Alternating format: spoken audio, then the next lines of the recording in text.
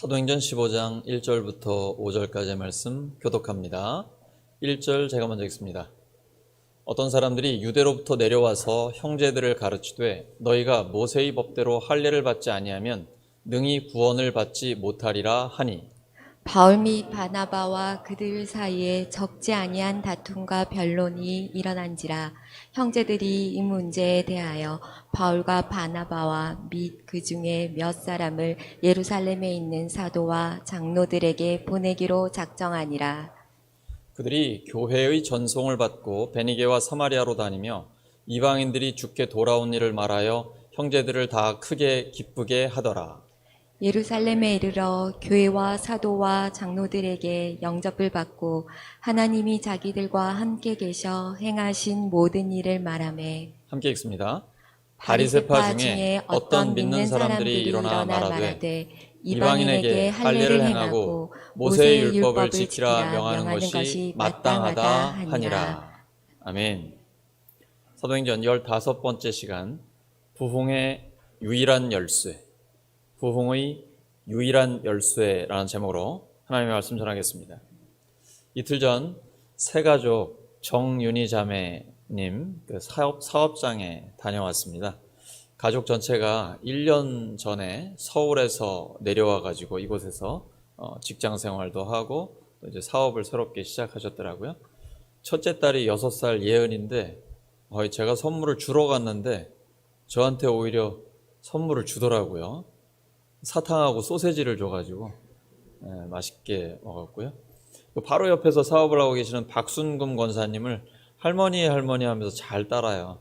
옆집 할머니 따라서 이제 지난주부터 교회를 나왔습니다.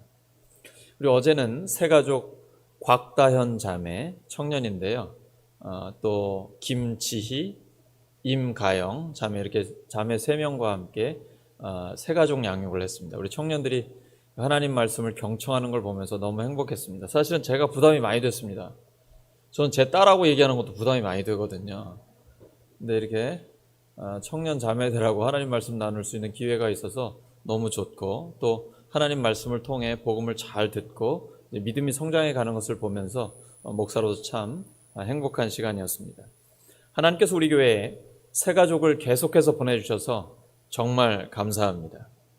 어제 청년들과 대화를 나누다 보니까 청년 중에는 기독교인이 운영하는 회사에서 직장 생활을 하는 자매가 있었습니다. 근데 다 크리스천인 거예요. 직장에서는 찬양이 자연스럽게 흘러나오고 회식을 해도 술을 안 먹고요. 근데 술을 안 먹어도 그렇게 할 얘기가 많대요.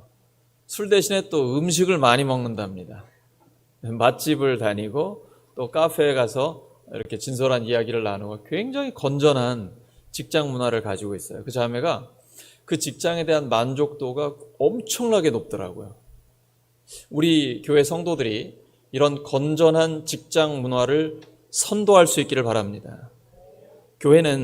우리 교회는 그런 사람들을 만들어내는 교회입니다. 그러면 개인과 가정, 일터와 교회에 하나님 나라의 아름다움이 드러나고 하나님이 기뻐하시는 부흥이 일어나게 될 것입니다. 이러한 부흥의 유일한 열쇠는 오직 성경입니다.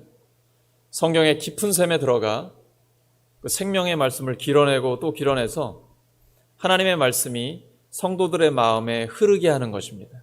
그러면 자연스럽게 부흥의 역사가 나타납니다. 결국 개인과 가정, 일터와 교회의 부흥을 위해 가장 중요한 것은 진리가 선포되는 것입니다. 부흥을 방해하는 사탄의 움직임이 있다 할지라도 순수한 하나님의 진리가 선포되면 반드시 승리합니다. 말씀을 붙들고 기도하는 것 외에 이런 유가 나갈 수 없습니다. 야고보서 4장 7절입니다. 시작. 마귀를 대적하라. 그리하면 너희를 피하리라. 코로나19와 여러 가지 이유로 예배를 못 드리고 기도와 말씀에 집중하지 못하면 마귀가 믿음을 흔듭니다. 예외 없습니다. 목회자도 여기에서는 예외가 되지 않습니다. 하나님의 말씀으로, 오직 말씀으로 담대히 이기는 우리 모두가 되기를 바랍니다. 기도와 말씀을 게을리하면 교회와 가정에 불순물이 들어옵니다. 그 결과 성령의 역사가 끊어지고 부흥의 불이 꺼지게 됩니다. 이게 오래되면 무뎌집니다. 그런지도 몰라요. 영적인 감각이 굉장히 무뎌지게 되거든요. 그래서 우리는 늘 기도와 말씀에 집중해야 합니다. 기도와 말씀은 반드시 우리를 살립니다. 기도와 말씀에 집중하면 성령의 역사는 반드시 나타납니다. 성령께서 계속해서 부흥의 불길을 타오르게 하십니다. 또한 계속적인 부흥이 일어나기 위해서는 복음의 걸림돌을 제거해야 합니다. 여기서 부흥이라는 것이 교회 부흥만 얘기하는 것이 아닙니다. 개인, 가정, 일터, 교회 모든 것을 포함합니다. 안디옥 교회에 복음의 걸림돌이 생겼습니다. 오늘 본문에서 나온 것처럼 어떤 사람들이 구원의 문제에 예수님 외에 다른 조건을 붙인 것입니다. 모세의 법대로 할례를 받지 않으면 구원을 받을 수 없다는 것입니다. 이것은 명백히 잘못된 것이죠. 예수님이 오셔서 율법의 요구를 이미 다 이루어 주셨습니다. 십자가의 죽으심으로 우리의 죄값을 대신 치르시고 부활하셨습니다. 만약 그렇지 않다면 이방인들이 모인 안디옥 교회 성도들은 구원받지 못했다는 것이고, 그리고 그들의 선교는 구원이 없는 사역이라는 뜻이 됩니다. 우리도 이방인인데요. 우리 같은 이방인이 할례와 율법 준수를 통해 유대인이 되지 않아도 예수님을 믿기만 하면 하나님의 백성이 될 수 있습니다. 다른 조건과 자격은 필요 없습니다. 이것은 구원의 본질적인 문제에 해당됩니다. 절대 타협할 수 없는 문제입니다. 이 문제를 해결하기 위해 예루살렘 사도회의가 열렸고 오직 예수 그리스도의 은혜로 구원받는다는 결론을 내리게 됩니다. 이것이 2000년 기독교 역사의 가장 중요한 결론입니다. 우리는 예수님을 믿음으로 구원받습니다. 그 외에 다른 조건은 없습니다. 우리 죄를 위해 죽으시고 부활하신 예수님이 이미 다 이루셨기 때문입니다. 이와 같이 교회와 가정에 어떤 심각한 문제가 생겼을 때 여러분 어떻게 하십니까? 사람에게 먼저 물어보시나요? 아니면 하나님께 먼저 물어보시나요? 우리는 보통 사람을 찾기가 쉽습니다. 그런데 하나님께 먼저 여쭤보는 것이 가장 지혜로운 결정입니다. 동시에 합심 기도와 사람들과의 대화도 꼭 필요합니다. 이미 예수님을 믿는 사람에게는 성령님이 함께 하시기 때문입니다. 성령이 아니고는 예수님을 주님이라고 고백할 수 없습니다. 성령께서 우리의 생각과 말을 통해서 하나님의 뜻을 나타내십니다. 그래서 교회는 소통이 중요합니다. 그러나 먼저는 하나님과의 소통, 그 다음 사람들과의 소통입니다. 어려운 문제에 부딪혔을 때 성도들이 이렇게 함께 예배를 드리고 그리고 대화를 나누는 것은 중요합니다. 코로나가 어려운 상황이긴 하지만 불가능하진 않습니다. 마스크 쓰고라도 대화는 가능하고 또 SNS나 전화를 통해서도 가능하기 때문입니다. 성령께서는 그것을 통해서 올바른 하나님의 뜻을 구체적으로 알려주십니다. 우리는 하나님의 말씀을 묵상하고 서로 나눔으로써 충분히 하나님의 뜻을 깨달을 수 있습니다. 하나님은 하나님 나라의 일에 우리를 동참시키십니다. 하나님 나라의 주인공으로 삼아주신 것입니다. 하나님은 우리가 그저 시키는 대로 일하는 종업원처럼 살기를 원치 않으십니다. 우리는 하나님 나라의 종업원입니까? 아니면 하나님 나라의 자녀입니까? 하나님은 우리가 기뻐하면서 하나님 나라를 위해 주도적으로 살기를 원하십니다. 제가 교회에 있다 보면요, 그런 분들을 많이 봐요. 얼마나 씩씩하게 교회로 오시는지 딱 봐도 이 사람은 교회의 주인공이다 싶거든요. 하나님은 그렇게 살기를 원하시는 거예요.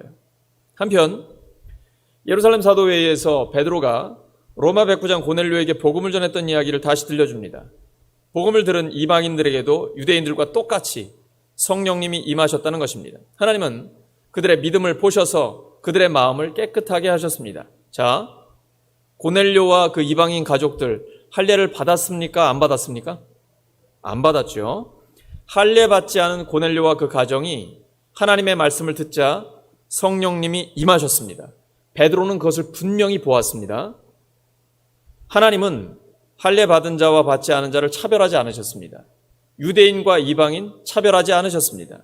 성령을 보내주신 것입니다. 이것이 가장 확실한 증거입니다. 우리가 예수님을 믿고 예수님의 말씀대로 따르려고 합니다. 성령의 역사가 아니고는 불가능한 것이죠. 우리 안에 성령님이 계시기 때문에 예수님을 주님이라고 고백하고 예수님의 말씀대로 따르려고 합니다. 이것보다 더 강력한 증거가 어디에 있겠습니까? 하나님은 우리를 하나님의 자녀 삼아 주셨습니다. 성령님이 우리 안에 계시다는 것, 이것이 가장 확실한 증거입니다. 사람은 마음이 깨끗해야 구원받을 수 있습니다. 예수님이 오시기 전에는 마음이 깨끗해지려면 할례와 율법 정결 규정을 따라야 했습니다. 그런데 예수님이 오셔서 인류의 죄를 위해 죽으시고 부활하심으로 오직 예수 그리스도를 믿는 믿음으로 정결하게 됐습니다. 그런데 계속해서 그 외에 다른 것을 구원의 조건으로 내세운다면 이것은 하나님에게 정면으로 도전하는 것입니다. 하나님은 유대인들과 이방인들 사이에 아무런 차별도 두지 않으셨습니다. 그래서 베드로가 강한 어조로 책망합니다. 왜 하나님이 하시는 일을 간섭하려 합니까? 하나님의 말씀을 듣고 믿는 이방인들에게 우리에게 성령을 부어주셨습니다. 그리고 우리의 마음을 깨끗하게 하셨습니다. 하나님이 그들에게 요구하지 않는 조건을 왜 그들에게 부과해야 합니까? 예를 들면 술, 담배를 안 해야 한다든지, 이 교회에 오기 힘들어하는 분들 중에 큰 특징이 하나 술, 담배 때문에 못 오겠다 이런 분들이 많아요. 왜 안 돼요? 왜? 술 먹고 담배 피고 교회에 오면 더 좋은 거예요. 어떤 교회는 교회에 흡연실도 만들어놨어요. 분당에. 술 먹고 담배 피고 교회에 오면 엄청 좋은 거예요. 그러다가 예수님을 믿으면요, 술, 담배 하기 싫어져요. 그거 안 해도 인생이 너무 재미있고 의미 있어요. 그리고 술, 담배 말고 맛있는 게 얼마나 많은데 그거 먹으면서 의미 있게, 재미있게 살아갈 수 있거든요. 그러니까 교회에 오는 데는 이런 걸림돌을 만들면 안 됩니다. 옆 사람 축복해 주시기 바랍니다. 교회에 오는 데는 걸림돌 만들지 마시기 바랍니다.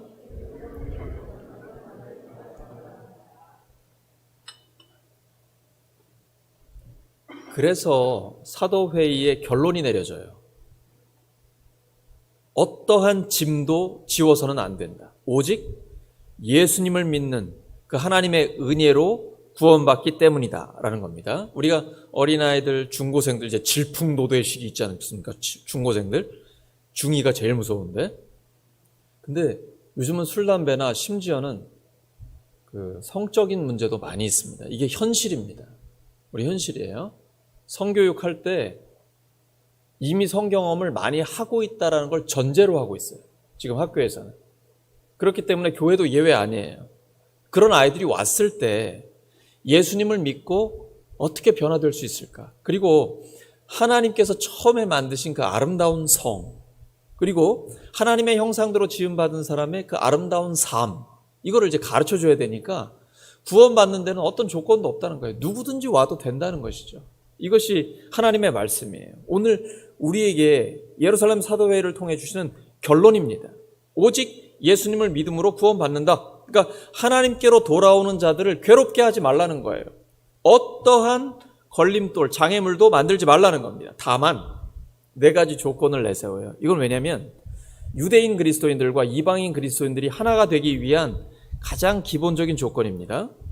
우상의 더러운 것, 음행, 목매어 죽인 것, 그리고 피를 멀리하라. 이렇게 4가지 조건을 내세웠습니다. 이것은 함께 살아갈 수 있는 하나의 새로운 길을 모색한 것입니다. 왜냐하면 유대 그리스도인들은 이방인 그리스도인들과 교제할 때 부정하게 된다고 생각했습니다. 부정탄다고 생각했어요. 그래서 첫째, 우상에게 바쳐서 더러워진 것 안 되겠죠. 그리고 우상 숭배와 관련된 음행 있습니다. 또는 근친상간 같은 음란한 행동 하지 마라. 목매어 죽인 짐승. 제가 어릴 때요, 이제 학교를 가다 보면, 중학교를 가다 보면 이렇게 산 위에 목매어서 이렇게 개를 매달아 놓은 걸 제가 본 적이 있었거든요. 그렇게 죽이는 경우가 있잖아요. 그러면 피가 빠져나가지 못하기 때문에 그 살에 피가 다 고이게 돼서 고기를 먹을 때 피까지 먹게 되는 것이죠. 또 하나, 피를 먹지 마라 이렇게 했습니다. 이런 레위기 17장 14절에 피를 먹지 말라는 그런 율법이 있습니다. 피는 생명이기 때문에 생명을 존중하라는 의미가 담겨 있습니다.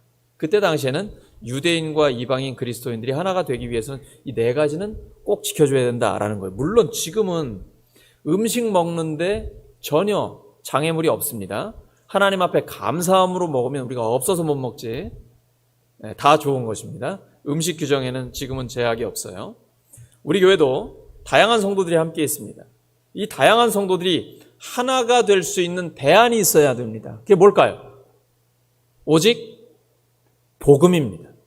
예수님의 십자가와 부활의 복음으로 하나가 되는 것입니다. 그리고 복음이라는 것은 두 글자지만 굉장히 다양한 것을 포함하고 있는 정신입니다. 그래서 이게 기쁜 소식, 좋은 소식인 겁니다. 복음, 그리고 복음의 정신으로 살아갈 때 교회는 하나가 될 수 있습니다.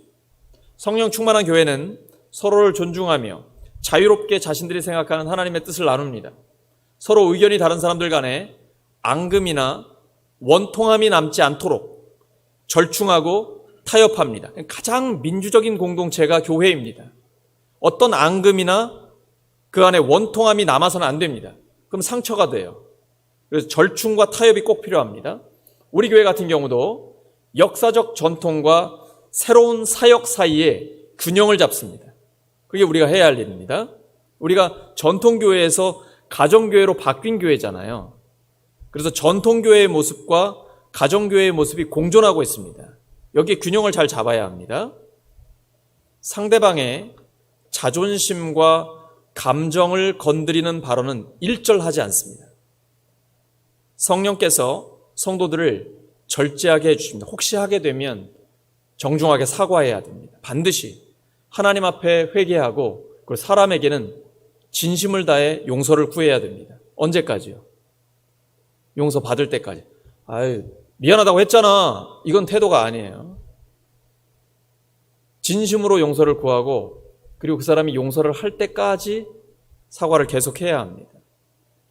이제 좀 더 적극적으로 생각해 보겠습니다. 에베소 5장 18절입니다. 시작. 술 취하지 말라. 이는 방탕한 것이니 오직 성령으로 충만함을 받으라. 술 드시는 분들이 참 좋아하는 말씀이에요. 술 먹지 말라고는 안 하셨으니까. 근데 이 술을 먹다 보면 필름이 끊길 때가 있죠. 아, 모르시는군요. 모르시는군요. 시간은 흘렀는데 기억이 안 나요. 네. 이게 방탕입니다. 시간을 죽이는 것입니다. 허송세월하는 것입니다. 술 문제만이 아니라 그렇게 살지 말라는 거예요.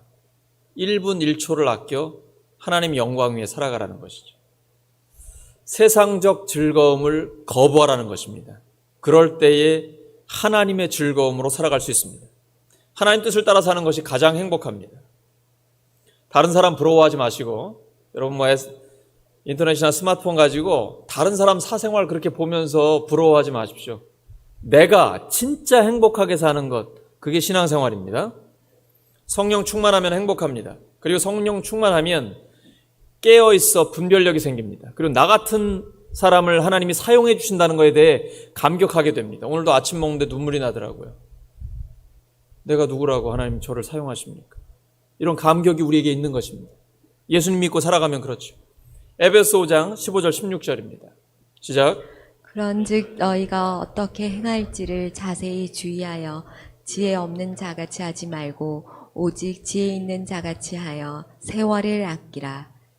하루하루 매 순간을 하나님의 사람답게 살라 하는 말씀입니다. 그렇게 완벽하게 사는 것은 정말 어렵습니다.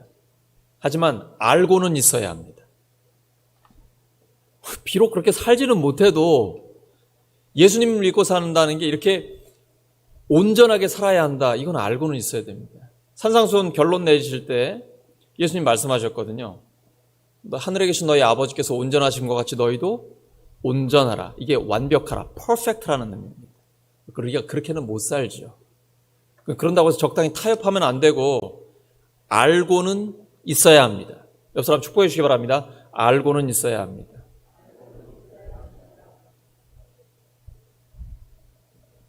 예수님 믿고 사는 게 그런 것입니다. 대충 살다가 죽으면 천당 가는 거 아닙니다.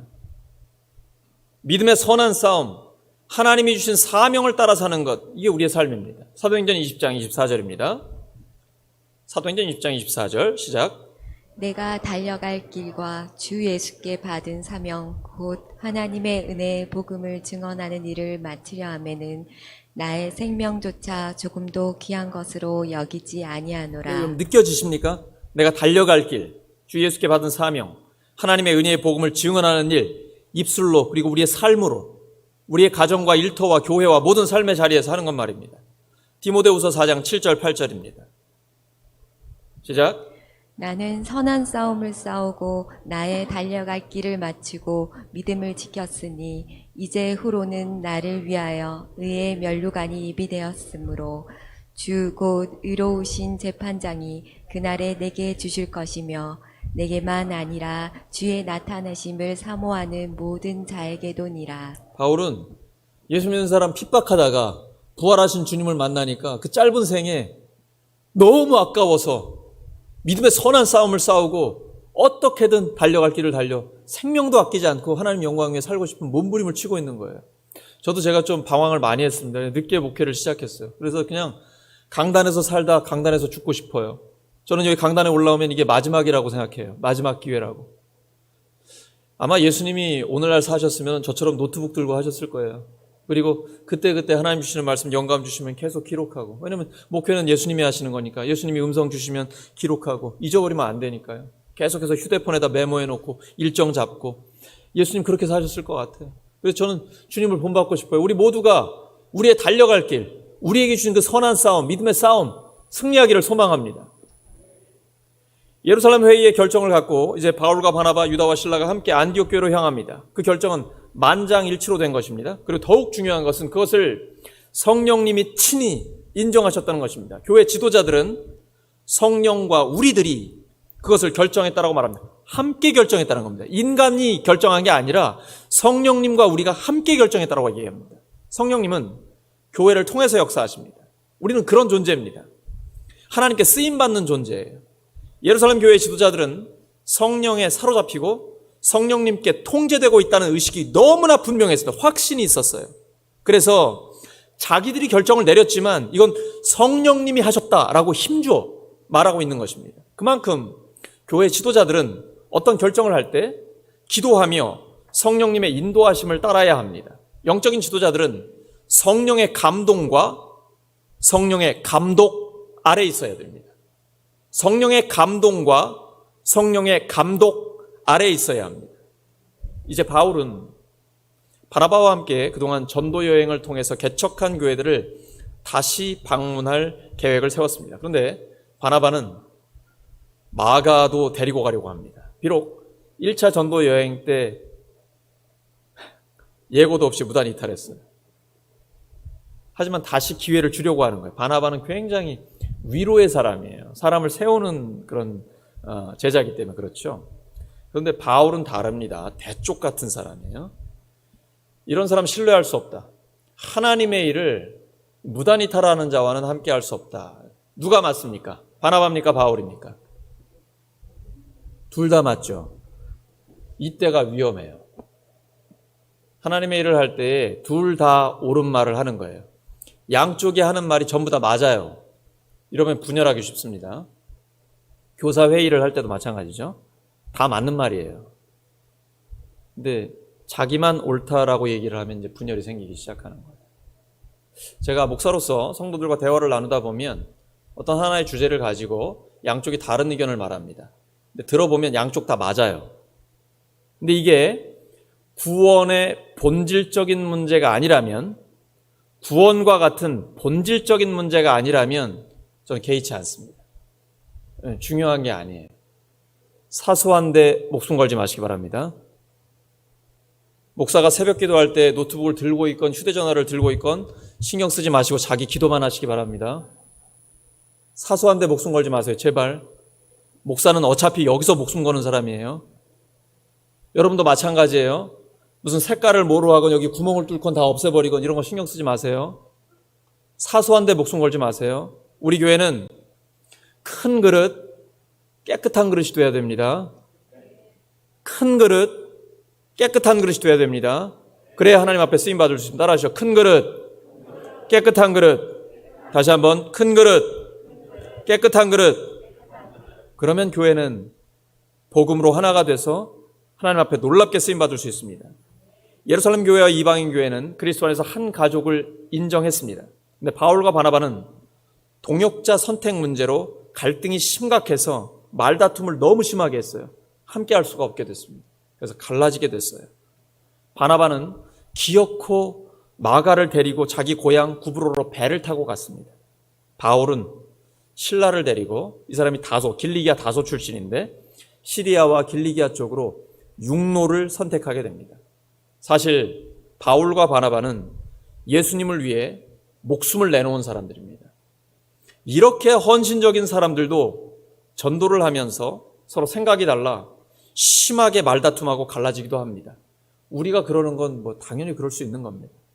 성경은 그 내용을 숨김없이 기록합니다. 우리가 예를 들어 바울과 바나바의 전기를 쓴다고 하면 이런 내용 안 써도 되잖아요. 성경은 인간의 전기가 아니에요. 사람을 영으로 만들지 않습니다. 사실 그대로 기록합니다. 우리도 마찬가지입니다. 우리는 부족한 종이에요. 방심하면 안 됩니다. 복음으로 하나 된 것을 힘써 지켜야 합니다. 바울 스스로 그것을 강조하고 있습니다. 에베소서 4장 3절입니다. 시작. 평안에 매는 줄로 성령이 하나 되게 하신 것을 힘써 지키라. 힘써 지키라. 마가는 위로의 사람 바나바와 함께했고 결국 마가의 그 잠재된 하나님의 주신 자질이 성장하고 성숙해진 것으로 보입니다. 성령님은 사람을 변화시키시기 때문입니다. 시간이 흐른 뒤에 바울 자신이 그 사실을 인정했습니다. 디모데후서 4장 11절입니다. 시작.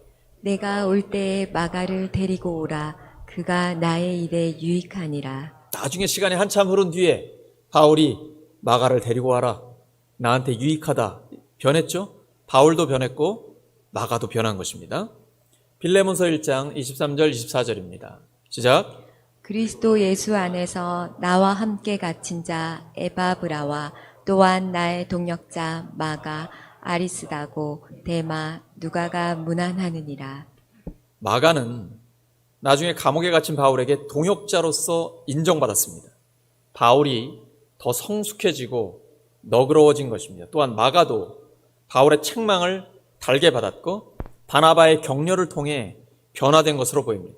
우리도 가족과 이웃과의 관계에서 때로는 갈등도 있고 말다툼도 있죠. 하지만 복음으로 또 믿음으로 함께 극복해 나가길 바랍니다. 우리 속담 중에 빈대 잡으려다가 초가삼간 태운다는 말이 있죠. 개인의 감정, 그런 사소한 감정 때문에 교회와 가정을 위기 상황으로 몰고 가는 일에서는 안 됩니다. 우리 교회와 가정과 일터에서 작은 것부터 화해가 이루어질 때 남북한의 화해도 이루어집니다. 세계 선교 현장의 평화도 이루어집니다. 항상 나부터, 우리부터, 작은 것부터 실천하는 것이 신앙생활입니다. 그때 진정한 변화가 일어납니다. 바울과 바나바가 이렇게 부족한데도 하나님 나라의 일은 멈추지 않습니다. 바울과 실라는 교회들을 견고하게 합니다. 사람들은 부족하지만 하나님의 열심이 선교를 이룹니다. 말씀 정리합니다. 부흥의 유일한 열쇠가 무엇입니까? 오직 성경입니다. 교회는 철저히 하나님의 말씀 중심이어야 합니다. 그리고 교회와 가정에서 소수 의견도 존중하고 소외되는 의견이 없도록 소통을 위해 함께 노력해야 합니다. 쉬운 일이 아닙니다. 그러나 우리가 노력해야 됩니다. 성령님이 하나 되게 하신 것을 힘써 지켜야 됩니다. 특별히 지도자들, 교사들은 이 부분에 대해서 더욱 우리가 노력을 해야 됩니다. 소통을 위해서. 하나님과의 소통, 그리고 사람들과의 소통입니다. 이럴 때 분열의 위기는 오히려 일치와 성장의 기회가 될 수 있습니다. 우리 교회와 가정이 복음으로 하나 되어 하나님이 기뻐하시는 부흥이 일어나기를 예수 그리스도의 이름으로 축원합니다. 함께 기도합니다. 하나님 아버지, 저희들에게 하나님의 말씀을 주셔서 감사합니다. 저희 교회와 가정이 철저히 하나님의 말씀 중심이 되게 하여 주시옵소서. 그리고 각자가 들은 하나님의 음성, 그리고 감동 주신 그 생각을 가지고 나누면서 소통이 되면서 점점 더 교회와 가정이, 그리고 일터와 삶의 자리가 하나님의 뜻을 이루어가는 자리가 되게 하여 주시옵소서. 때로는 갈등이 있어 분열의 위기가 오지만 오히려 복음을 통해, 믿음을 통해, 말씀을 통해 일치하고 성장할 수 있는 기회가 저희들에게 주어지게 하여 주시옵소서. 그래서 하나님이 기뻐하시는 부흥이 일어나게 하여 주시옵소서. 감사드리며 예수 그리스도의 이름으로 기도드립니다.